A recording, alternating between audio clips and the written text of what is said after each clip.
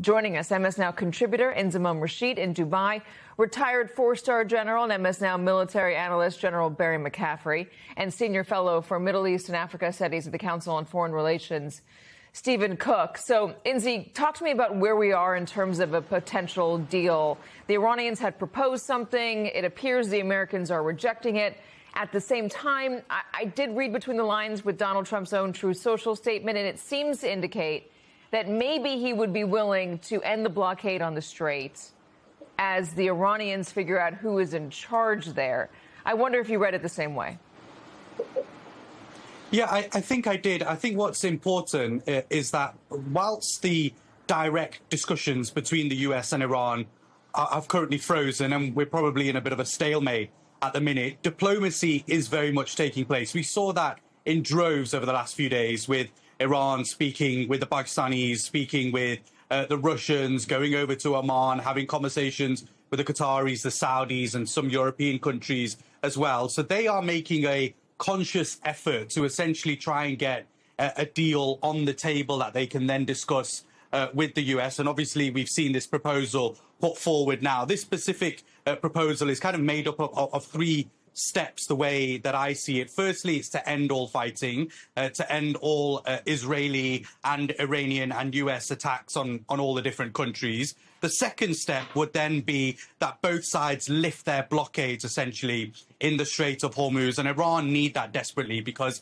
economically, Katie, they are being hampered by the US having their blockade in the Strait of Hormuz. You go to the markets in Tehran, the prices have skyrocketed. Medicines, the prices have gone through the roof. So everyday people inside Iran are struggling. And I think the regime will want to try and keep the people of Iran on side. And then finally, the negotiations over Iran's nuclear program in Tehran, saying that, well, that discussion will come at a later stage. It is a proposal, as you said, that President Trump doesn't really love. But I think what will be important is that we may get signs over the coming days that the US may be willing to decouple the idea of the Strait of Hormuz and the nuclear program and have those separate discussions as two separate tracks. If that is the case, then we could potentially see some form of negotiations moving forward and potentially see Iran and the US meet once again in Pakistan. But for now, in terms of direct discussions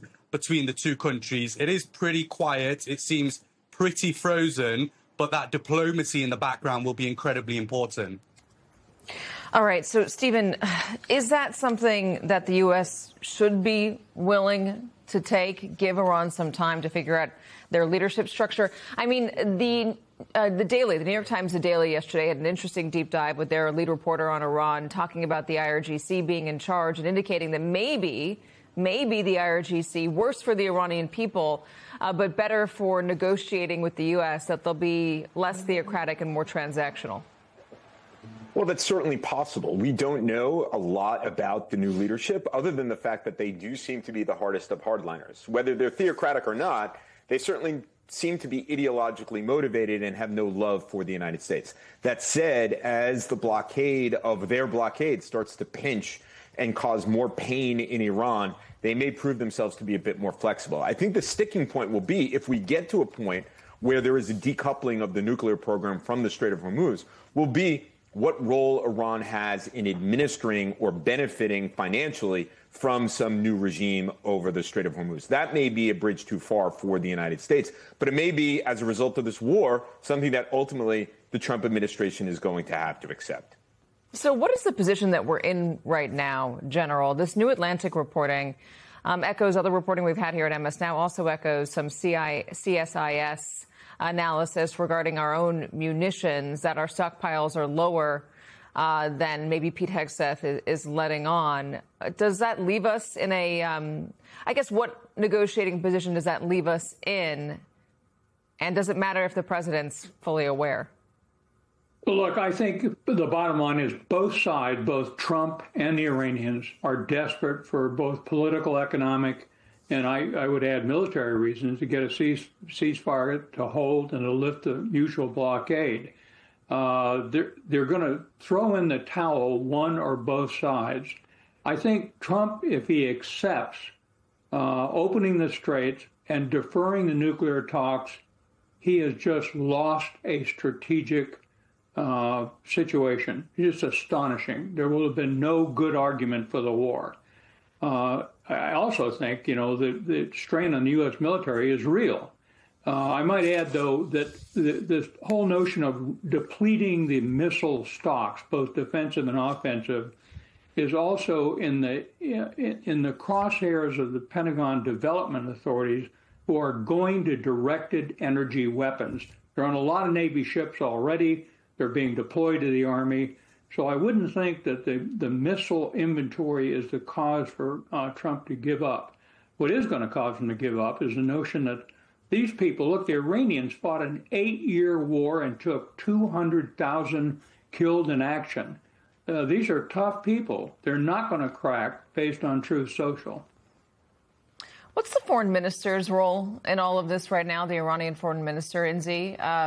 He had been one of the negotiators. He's obviously been one of the people that we hear from directly. He went to Moscow. Is he in line, at least as far as we know it, with the leadership of the IRGC? I think he has to be, and I don't think he would have gone to Pakistan. I don't think he would have gone to Oman and Russia without actually being sent, without having prior conversations, without having discussions about what could potentially be discussed with those different countries, and essentially then putting this framework together. This latest deal that has been passed to the US, it's my understanding, has come as a result of the talks that the foreign minister went and had, and he is working closely with the Speaker of the Parliament, Mohammad Ghalibaf, who is probably a bit more hardline than Abbas Araghchi, the foreign minister, particularly when it comes to Iran's nuclear program. And so he would have had to have had those discussions directly with him about deferring the nuclear discussions later down the line. Remember, they didn't give any particular information about what they would say when they went to defer those conversations, what would happen later down the line. There has been this back and forth about whether they would stop their nuclear output, essentially, for 20 years. America said 20 years. Iran came back and said, well, we'll do it for up to 5 years. And then it's my understanding that the conversations that the foreign minister had in Russia was to potentially allow Russia to effectively take that 60% enriched uranium that's currently inside Iran and keep hold of it for a certain period, and whether that could be folded in to some form of peace arrangement as well. But on the foreign minister himself, I do think he's powerful. I think he's listened by the regime inside Iran. I do also think he's quite well respected within the US. He's had an open dialogue with the US throughout this conflict. And so I do believe he's got an important role to play. But there are people above him who will essentially sign off any sort of agreement, any sort of negotiation that's had between the US and Iran.